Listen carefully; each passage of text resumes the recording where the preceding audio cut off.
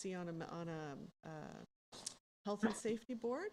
If you look at the bottom, what is this, my left hand? The bottom, it is, right? The bottom left up there, you'll see two information sheets that are tacked up.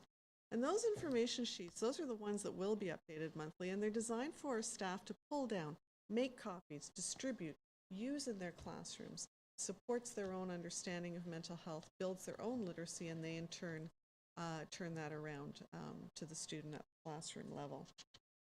Again, everything up on that board is also available in a digital version that is contains hyperlinks.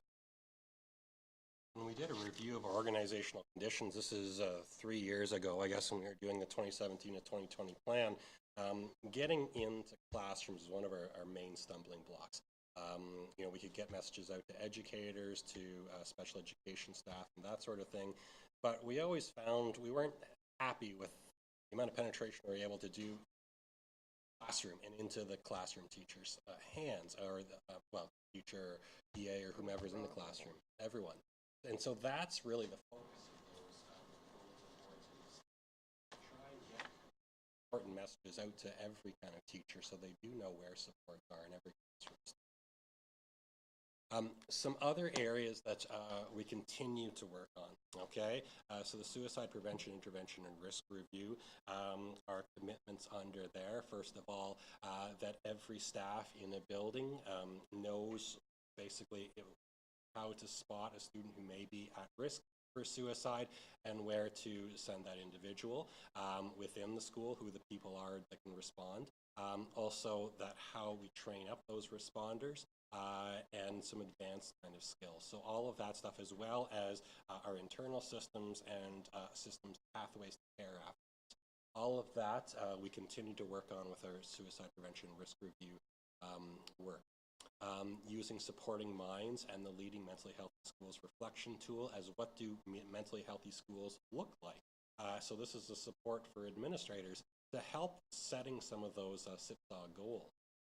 We have the decision support tool because administrators in school buildings are often bombarded with a lot of people that want to come in and help. You know, there's lots of great help that's out there, but not everyone that offers their services to a school maybe has the skill set to be able to do that in a sensitive way that is also consistent with their own mental health strategy. And so this is a resource to help principals. Rollout of the MindMasters 2 Psychology Foundation tools so that we standardize the social emotional learning support throughout throughout the school board, and as well as continuing to provide good SIPSA support. And the reason for that is, as we all know, because I can see the trustees around the room, that your own communities and schools have different issues that they're working with. They have different strengths and they have different needs. And so the SIPSAs, the wellness planning goal with the SIPSAs, allow schools to be able to survey a student and parent voice and make, and their own teachers, and make wellness goals that are consistent with the areas of growth that they see in there. To summarize kind of all of this, we have on the landing page some of the recommendations that we'd like to go forward with. First of all is that teachers in all grades, we're going to be asking them to implement everyday mentally healthy classroom resource, and a subsequent resource that's going to be coming from School Mental Health Ontario and OSSDF this year. Secondly, that at a minimum one grade in every junior, primary, and secondary panels will be implementing either MindMasters, which we've conducted our own randomized controlled trial to ensure that works, or stress lessons. The kids have stress 2 materials from the Psychology Foundation of Canada that have their own that are supported by evaluations. The wellness bulletin boards, we continue to do that. And then we continue to do work throughout the strategic plan, including training and support as per the suicide prevention, intervention, risk group protocols, and the supporting minds. So those are our big topics, our go-tos for this year in our areas.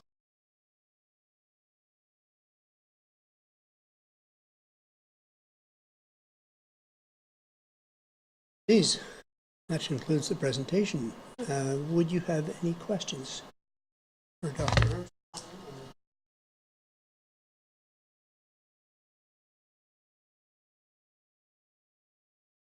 Excuse me. I kind of cheated. I seen this last night. That poster isn't just a poster. It's interactive. Somebody can go up and scan those little squares, and it leads you to information. You don't have to go looking for it. I think that's really neat because that's on the staff room wall. And I do have a question, though. Do we have any, how would I put it, connection between what we're doing and what public agencies are doing? Like, say we have a 17-year-old student that you had to intervene because of suicide attempt.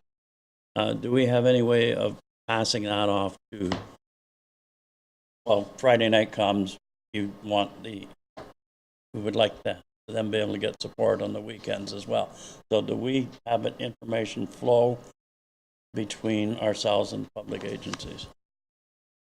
Just a good example, because the suicide prevention and risk review protocol is actually a community protocol that lays out an approach for exactly what you're talking about right across the community. Because you're absolutely right, it's that follow-up, whether it's related to suicide risk or any other mental health concern, it's that follow-up and good care that transfers from one place to another. Thank you. Thank you, Mr. Chair. JK to grade 3, I heard today that there's been a report out that the violence for children of that age coming into schools has taken quite a leap in the last 10 years. Any of the three have any opinions on that, or how this board might want to position themselves going ahead of, or what? Thoughts, Victor? Mr. Chair, through you, Safe Schools report's coming to the board the second session, and I would suspect we'll get a little bit closer to those questions and topics. What do I'd be curious what the psychologist would say.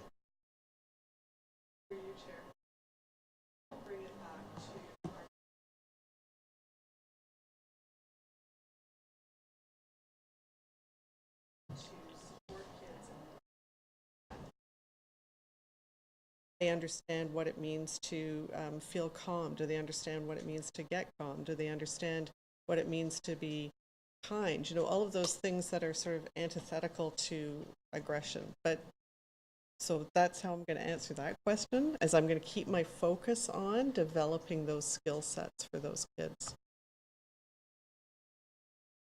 Questions? I have one. I was particularly interested in the poster, the interactive poster for staff rooms. Is there such a vehicle for students, and how do we make that visible?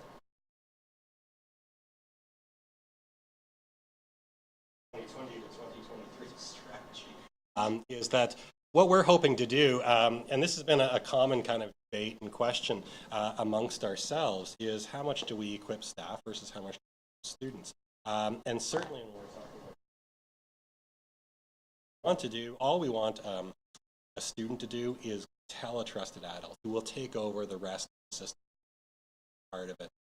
We don't want students to feel that they're the ones that could counsel or could talk this person through at 3 o'clock at night when they've got a friend that everything. It already happens. But what we want to basically do is just for that person to tell someone. And so some of the things we are doing, so a lot of the work, the system navigation stuff has been with teachers now through our social emotional learning stuff, so the stress lessons and that sort of thing. Part of the lessons there, as well as the is what's normative stress versus what's something a little more, and then talk. So I think that's been something on our minds, that how can we get that message, push that to students, is tell an adult you trust at the school who's going to know hopefully a little more clearly, okay, what do I do with that information? Is that an urgent information, or is that something I come down here with? And essentially, what can they do about it? So that is something that's on our minds. A lot of our messaging too, so on school buses, there should be 2 posters. We did this about 2 years ago in a combination of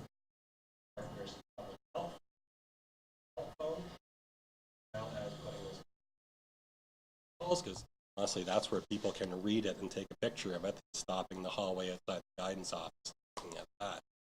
So we've done work around where to get help. And the reason for the Kids Help Phone emphasis is because it gets complex when you're in a school board of this size and you have 4 different mental health partners, you have about 7 or 8 different distress lines, that sort of thing. We wanted to give our students kind of one clear message. Where is one number, and then other numbers can follow from some of them.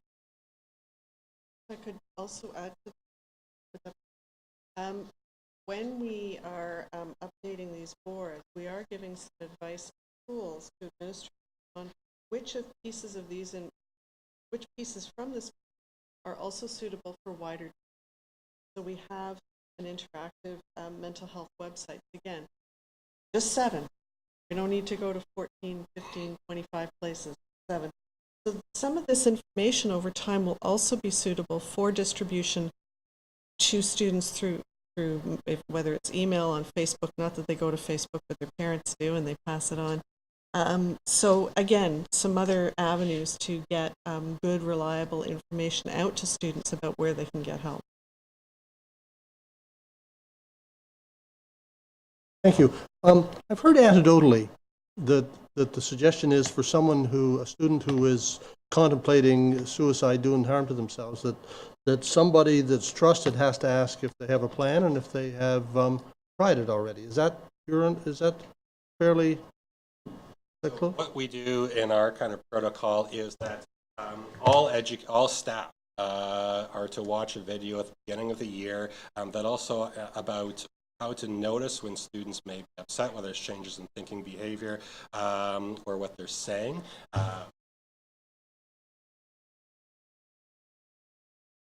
Is that individual would either take this person and say, are you thinking about suicide, are you thinking about hurting yourself, and let's go see someone that can help.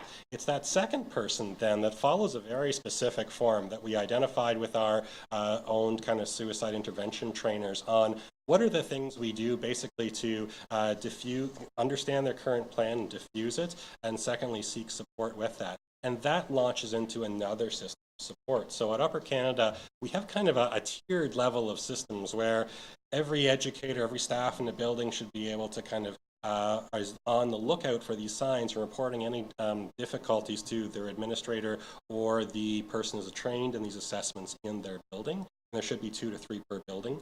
And then secondly, that person will sit with that student and go through the first steps of the process and the course.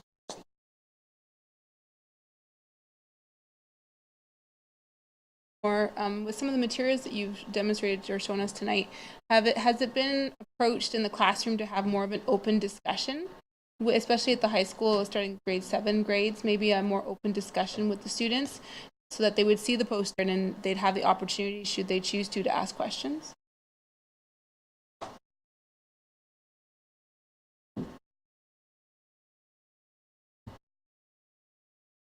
That doesn't mean that it couldn't happen or shouldn't happen. So some of the resources that we're hoping, or I mean, some of this stuff is out there, starts those conversations, which usually start around how am I feeling, right? What is stress? What is mood? Right? So we're hoping to see some of that. The other thing is the health and physical education curriculum is rich.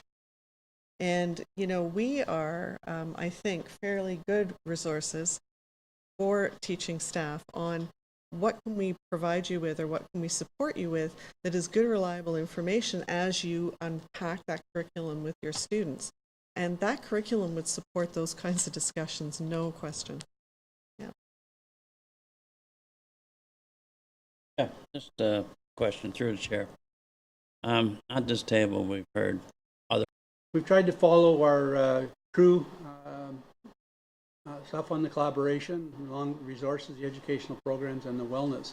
And in doing that, you'll see that we have looked at 7 policies at our first meeting, 6 of which we're going to come back with some recommendations for changes, 1 of which we're going to come back with leaving it exactly the same as it is. So the first one that we were going to look at was the advertising in schools.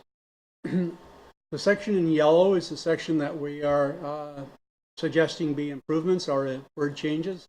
And anything that's crossed out is where we're suggesting be deleted. You can see in the first one what we're doing here is taking the onus off of principals for advertisements in school and putting it in the hands of the director, and he can delegate, of course, that to the person he wants to do.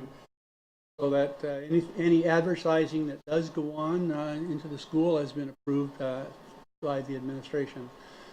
Same thing with the donations and the sponsorships. The one area that we did change was adding the advertised items that are legally available to those of the age of majority, and that usually came with the advent of cannabis being available in our community. At the same time, the advertisement and announcements will be at the local level. We've expanded to be the family of schools throughout the school district. Must be approved by the Director of Education or designate. The next paragraph has the board in cap letters, and I'll stop for a moment here because in the next two paragraphs, we had a discussion about capital B and small b as to which one we could use where and which. So what we have done, and you can see in the second paragraph, we've changed an employee of the school district. So what we're saying is the board is all-encompassing for the trustees and so on, and the school district will basically be the operational part of what's happening with senior admin. Those are the recommended changes that I think we had for this particular article, and I think there's a motion for that. Yes. I have a motion moved by Trustee Cram, seconded by Trustee McDonald, that the Upper Canada District School Board approve Policy 403, Advertising in Schools, as reviewed with revisions. Are there any questions or comments?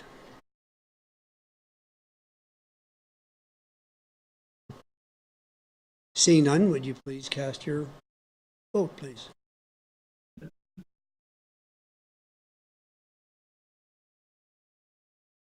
Do we have to go back to the agenda, or will it appear on this page?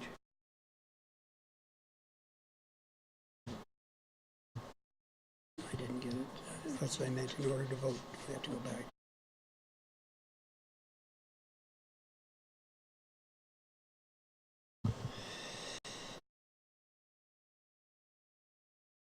That motion is carried. Would you care to go to your second?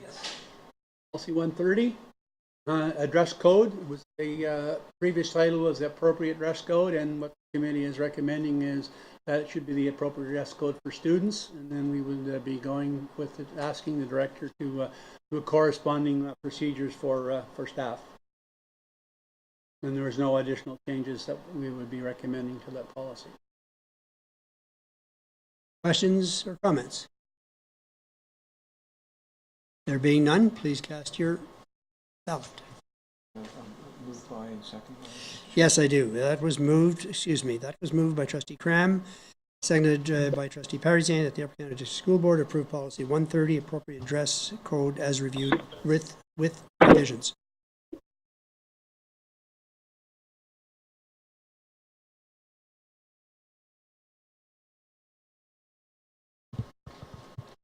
That motion carries.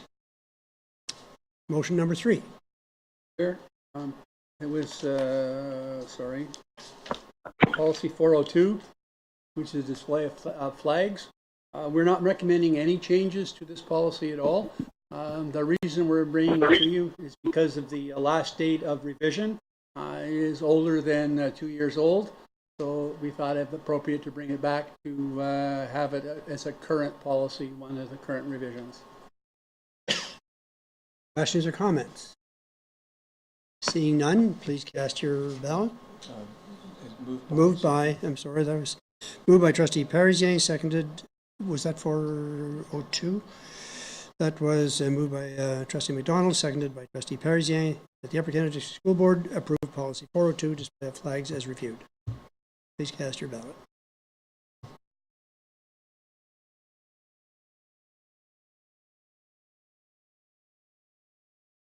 That motion carries. I'll get ahead of myself this time. Motion number 4. Moved by trustee Parisier, seconded by trustee McDonald, that the Upper Canada District School Board approve policy 415, environment as reviewed with revisions. Trustee Cram? You can see by the addition of our words, integrating environmental awareness into the curriculum of the board. And the board also values the programs and practices that we have, and also the use of environmentally friendly products where possible, as well as the ban of pesticides and herbicides. And then we've taken out the last two sentences of that particular draft. And again, that's what we're recommending as our changes. Please, any questions or comments? Bill? Trustee McPherson? Why would you remove the to store and dispose of hazardous materials in accordance with legislation and regulations? Is that not part of your WEMIS training? That technically is a requirement of the work area, the workforce. Well, that was more under the procedures than it would be under the policies. Well, many of this is covered under the occupational health and safety. Okay. So really It's covered wouldn't. off somewhere. Okay, thank you. Seeing no further questions or comments, would you please cast your ballot?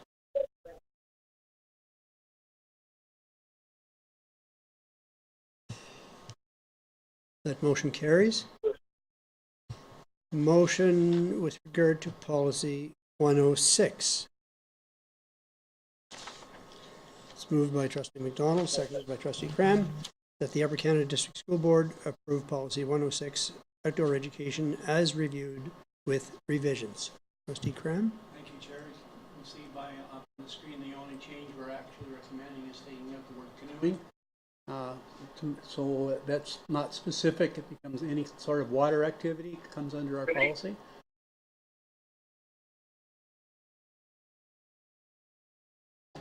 Questions, comments?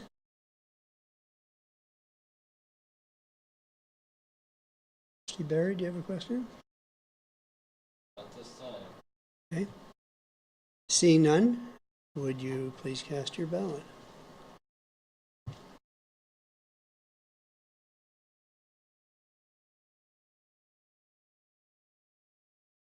That motion carries. Motion number 6 is moved by trustee Cram, seconded by trustee Parisier, that the Upper Canada District School Board approve policy 433, school boundaries as reviewed with revisions. Trustee Cram? Here, the only change, if we here again, we're doing is change of date. Before it was in January, February, and we feel it would be much easier to make it as March the 1st. So that you have the opportunity to go into January, February, particularly when it comes to a second semester and those kinds of getting ready for transportation. Please, do you have any questions or comments? Seeing none, would you please cast your ballot?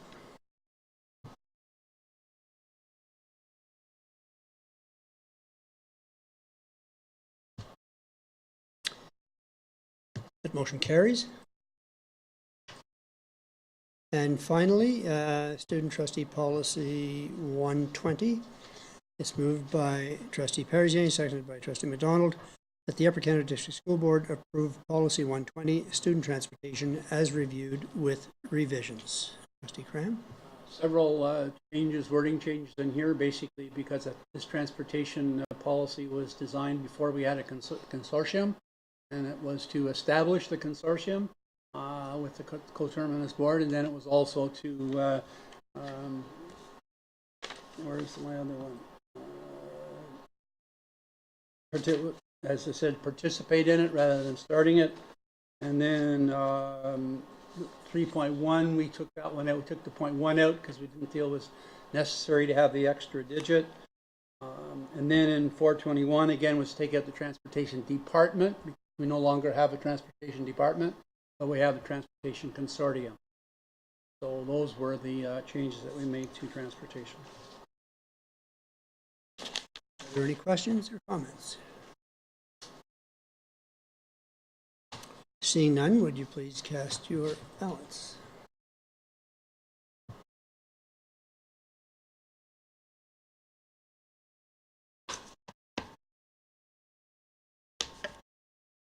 Motion carries.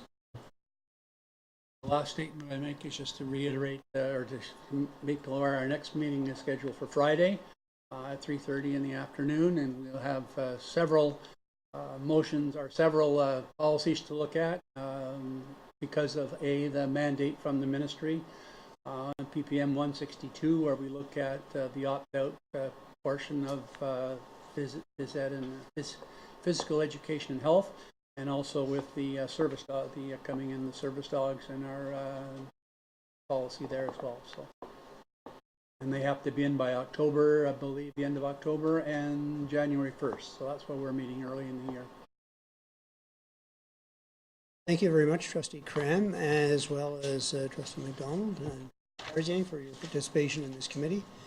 We thank you for your work, and we look forward to your next report. So, the next item of scheduled business is the Capital Priorities Project report. And I turn this to you, Director. Thank you, Mr. Chair, through you.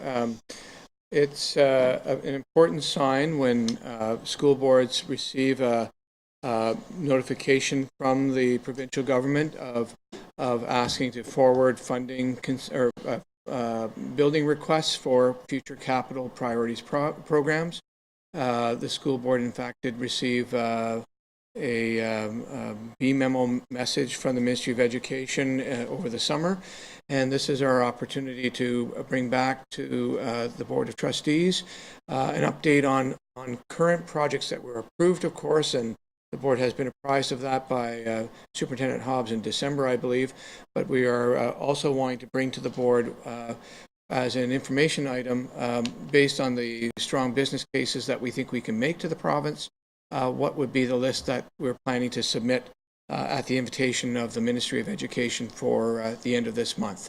I'll turn it over to Superintendent Hobbs, who will walk us through the slide deck, and he'll be happy to answer any questions that you have regarding the content. Trustee Hobbs, you have the floor. Chair. So just by way of background, in addition to Director Sliwa's remarks, in addition, as you know, we receive regular capital funding every year as part of our annual capital budget that supports the many renovations that we do in the schools. So you would have seen some, I'm sure, in your travels this summer. From time to time, the Ministry of Education also allows boards to submit proposals for more significant capital projects, including new builds, additions, and major renos.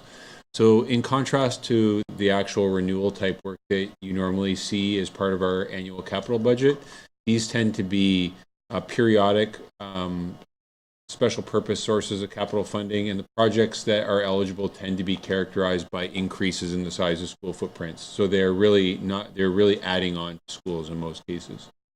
Boards are generally prohibited from undertaking these kinds of projects without direct approval and funding from the Ministry of Education. So by way of example, even though we have ample annual renewal funding or school condition capital funding to construct a small addition, we wouldn't, even if we can afford it using those funding sources, we could not do it because the ministry prohibits us from doing those types of projects. So those types of projects, again, really only eligible through a eligible sort of funding source like capital priorities.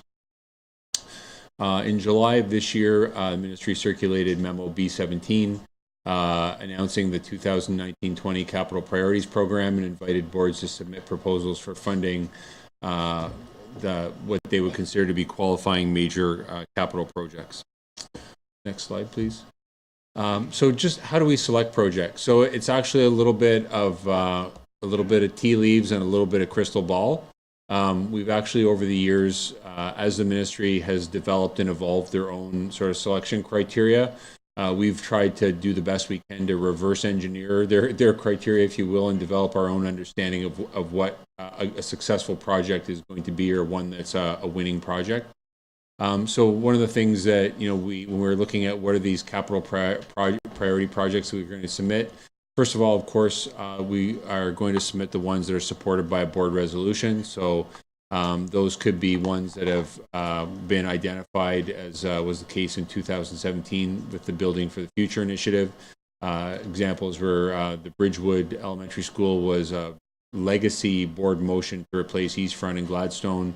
So those obviously go on the capital priorities list.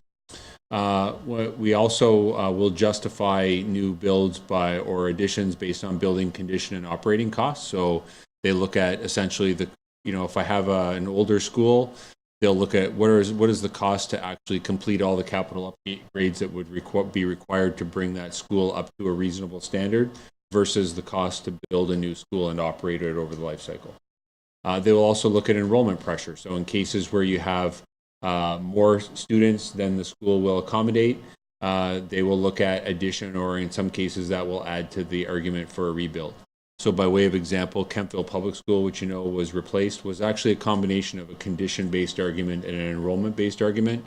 The actual school, the old Kemptville Public School, was rated for 177 students, I believe, and at closing it had over 400 students arrayed in portables. That was a healthy case for enrollment pressure. So that certainly helped us make a strong argument. And the last, and I would say weakest argument, is a functional requirement. And by functional requirement, I mean, oftentimes you'll see schools that may appear to be older, they may appear to be a little tired, they may be configured in a way that's not conducive to supervision. They may have gyms that are really too small for what we would consider to be a modern standard. And though those are inconveniences, if the actual condition of the school and the capacity of the school don't tend to bear out a case, those tend to be the weakest kind of rationale we can make. The best ones obviously are ones that are a combination of all four. So what we essentially do is we actually develop a list of projects that we think might qualify. We do some analysis, own approach. We then attempt to only propose projects that are going to stand a reasonable chance of approval. So we really don't want to float projects that we know aren't going to be a reasonable case. I think what's really important for you to know, especially for trustees who are newer to the table, is we tend to, as staff, will identify projects that might represent a replacement of an existing school, but we would not propose school consolidation, school closure, or a major reconfiguration without a prior board discussion, decision, or direction on that matter. So those are the kinds of things that we wouldn't propose. Moving on, so just to give you a little bit of a scenario of the kinds of projects that have been completed under the school capital priorities and related types, predecessor or related funding sources. Bankley Hill Collegiate replacement, North Grenville District High replacement, East Front. I won't drain this slide. And some projects that are still underway have all been completed through this kind of application, evaluation, and award process.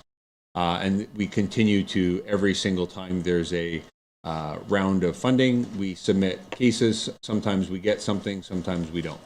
I would say that over the course of the last few years, we've been more successful than we have not. In addition, we've also done a number of additions and renovations. The number is, I think, approaching 14 or so additions and major renovations associated with full-day kindergarten and childcare. And I would say, too, is that owing to the improving condition of our schools, we're starting to see fewer and fewer cases where we can make a really strong condition case. So 10, 12 years ago, coming before really the ministry instituted a real big reinvestment in school renewal, they nearly doubled our annual school condition capital funding. That's really made inroads into improving the condition of our staff. So it's really quite a bit harder, even in our chronologically oldest facilities, to make the case for condition these days. So we start looking at different projects. So jumping right to the list, these are the schools that we are proposing to submit for projects. So I'll just run through them very briefly. Perth and District Collegiate Institute would be a 7 to 12 replacement, and roughly project cost according to the ministry's funding would be around $25 million. Caldwell Public School would be a wholesale replacement of that facility, and that was supported by the Building for the Future motions coming out of that initiative in 2017. Emer's Corners Public School will be partially on the grounds of condition, but also on enrollment pressure. So we will be looking at trying to propose a replacement for the first time. So that's the first time that's made it on this list.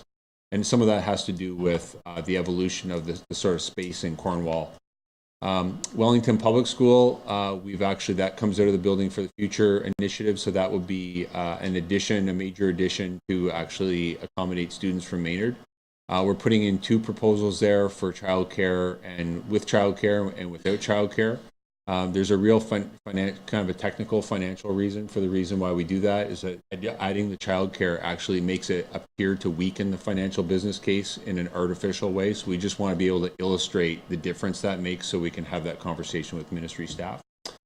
Again, Williamstown Public School addition, primarily to accommodate students from S.J. McLeod. That comes out of the Building for the Future initiative of 2017. And we're actually now starting to experiment with 2 different types of projects. So instead of actually doing a wholesale replacement, what we're trying to do is start looking at schools that have good bones and a long-term prognosis with high enough enrollments to justify being at close capacity, to saying, can we actually now do things to those schools to make them more functional?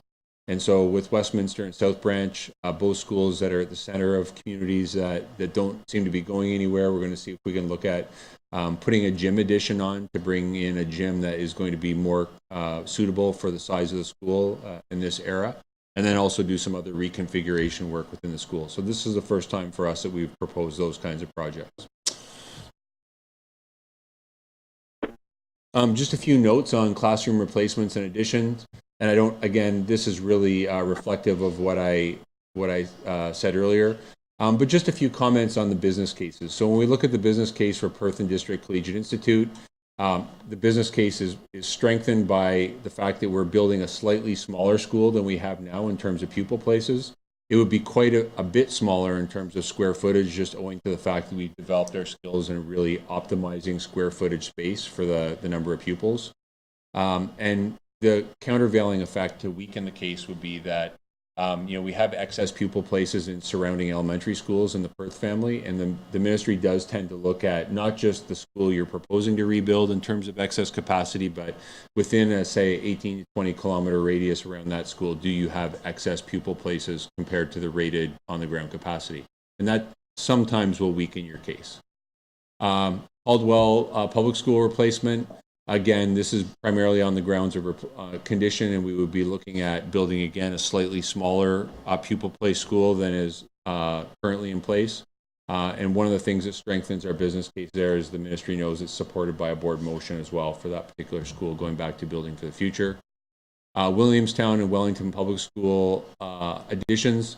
I lump these together because projects are driven by enrollment pressure, so we're contemplating school consolidations here, which generates greater enrollment pressure at the receiving school, which is good, supported by a board motion, but both of them actually have neighboring high schools that have significant excess pupil places. So Charlan in the case of Williamstown, South Grenville District High School in the case of Wellington. We're trying to make the case that that doesn't matter.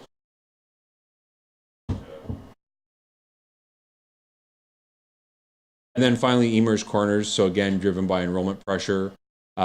Historically, the business case for that addition has been weakened by excess pupil places in nearby schools, although that condition seems to be changing a little bit. So over time, what's happened, for example, in Cornwall Central Public School, not as much excess space there, so that actually strengthens the case for either an addition or a replacement at Emer's.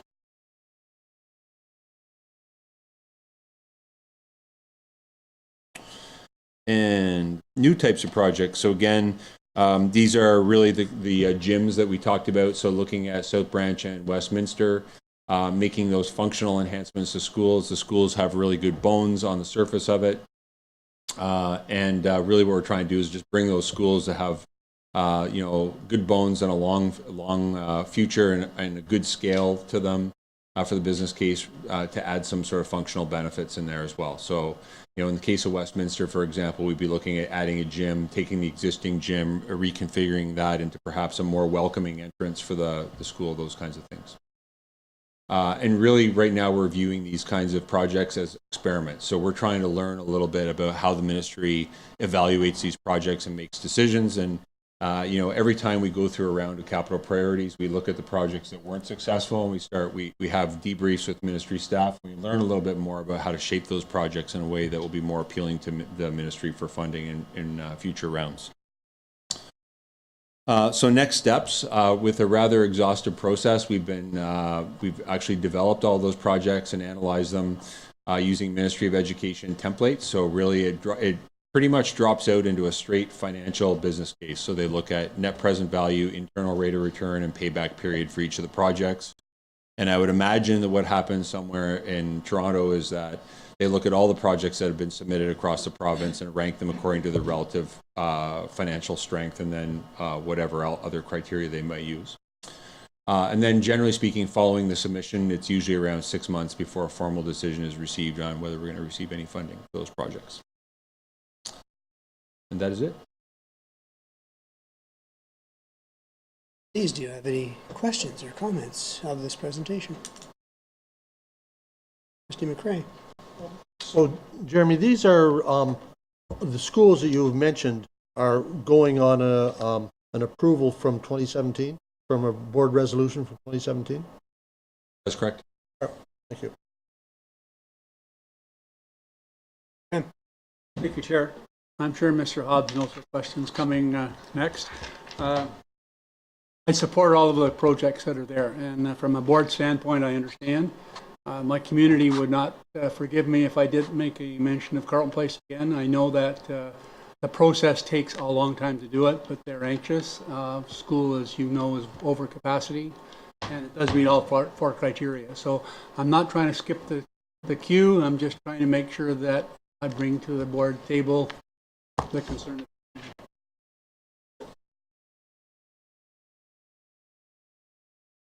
Person. My sympathies to Trustee Cram. I traveled that journey. However, I'm not going to ask about PDCI. When you put a gym addition onto a school, you have two of them mentioned here. Is that an addition to the gymnasium, or do you repurpose the existing gymnasium and put another gym on the school? Like, do you have the potential to, say you're under enrollment pressures, could you repurpose the gymnasium area into learning space? Well, the short answer to that is I think yes. We've never done one of these before. The closest we've come is to the pending addition to North Granville District High School, where we're going to add a third gym to North Granville District High School.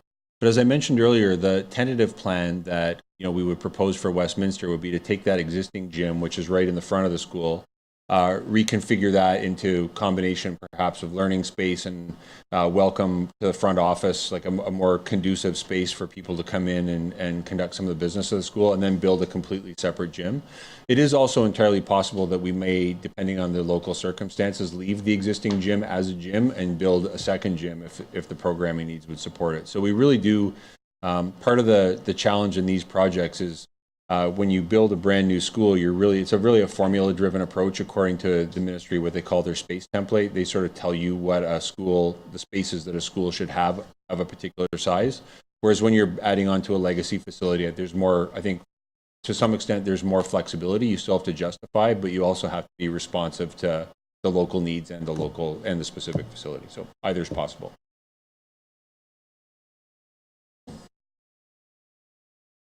Question with regard to Carlton Place. It's obviously over capacity and rapidly increasing in growth and population and development. Does that have what factor does that play? Mr. Chair, I think the guidance I would have is really, again, trying to interpret what the ministry's kind of decision-making history has been based on what we know. So the last time that the ministry would have given us some guidance specifically around what they constituted an enrollment pressure that would justify an addition would have been probably 8 or 9 years ago, when they had specific enrollment pressure grants, and they would have said that you wouldn't even get on the radar unless your school was at least 100 students over the rated capacity for at least 2 years in a row. So in those days, that would represent at a high school about 4 portables. If you don't have 4 portables full all the time, all day, they're not even going to look at you. For the sake of example, when we were building Kemptville Public School, we received enrollment pressure grants for Kemptville Public School. If memory serves, at the time we had 11 portables on site before we actually qualified for funding for enrollment pressure. And having come from as you may know, I worked for a term in the Peel District School Board, and there you would have schools that might have 20 portables at opening, when they opened, and those would obviously be candidates for enrollment pressure. So I would say that though we have schools that have portables, the number of portables, in my experience, if you were the ministry looking at the entire landscape of all the candidate projects across, it would be a pretty high threshold, and higher than we would normally find in most schools. So I would say that if you don't have 4 portables full for minimum 2 years in a row, you wouldn't even get a second look, I would expect. Trustee McPherson. Going back to Trustee Cransworth, you have 2 high schools relatively close to each other in Elmont and Carleton Place. What kind of conditions Elmont High School in compared to Carleton Place? Like, would that be a scenario for building a school in between and accommodating both student bodies? I think that would be, with respect, and through you, Mr. Chair, I think that would be an exact example of the kind of conversation that trustees would probably want to have separately, and we could certainly bring information to bear to inform that conversation, but it's exactly the kind of thing that we don't really even contemplate by ourselves, because it's really at your end of the table to have those discussions and direct us first. But we could certainly support such a conversation if that was something that you had an appetite for. Thursday? Through you, Chair, I just want to take the opportunity to thank Jeremy and his entire team for the work that they did over the summer for Pleasant Corners Public School. It was a school that has a lot of history in Van Cleek Hill, and we've only received but positive comments. They did one summer full of pavement construction, this summer full of watching the new school, not new school, but the construction outside, not realizing there was also inside construction going on. And it was pretty nice on the first day of school, for the first time, going up a student could be wheelchaired into the main office. We didn't have all that infrastructure there before. So thank you very much for your entire team. Further questions? Thank you very much, Mr. Hobbs. We will now proceed to 14.0 other business, and there are no agenda items in this category for tonight. 15.0, 15.01, report to the board from private session.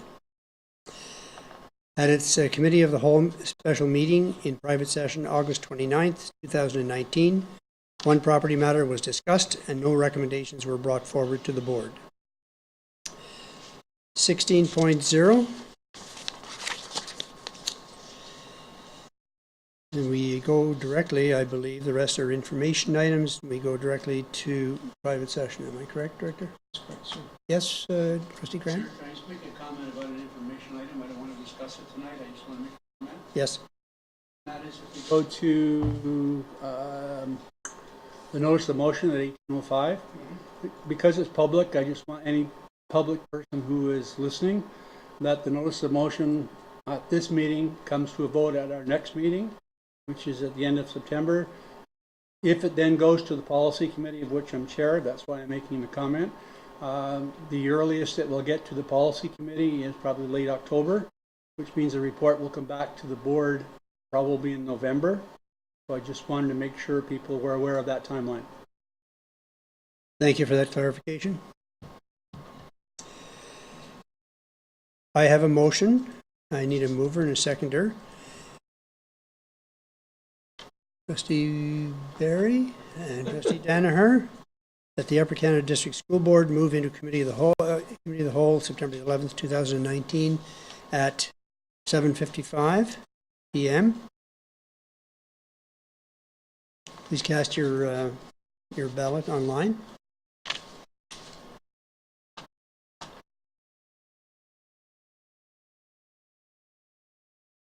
That motion carries.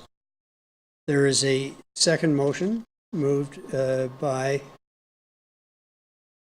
Trustee McPherson and Trustee pardon? Mr. McPherson, Vice Chair. Yes, Vice Chair McPherson and Trustee McRae. That committee of the whole move into private session September 11th, 2019. Please cast your ballot.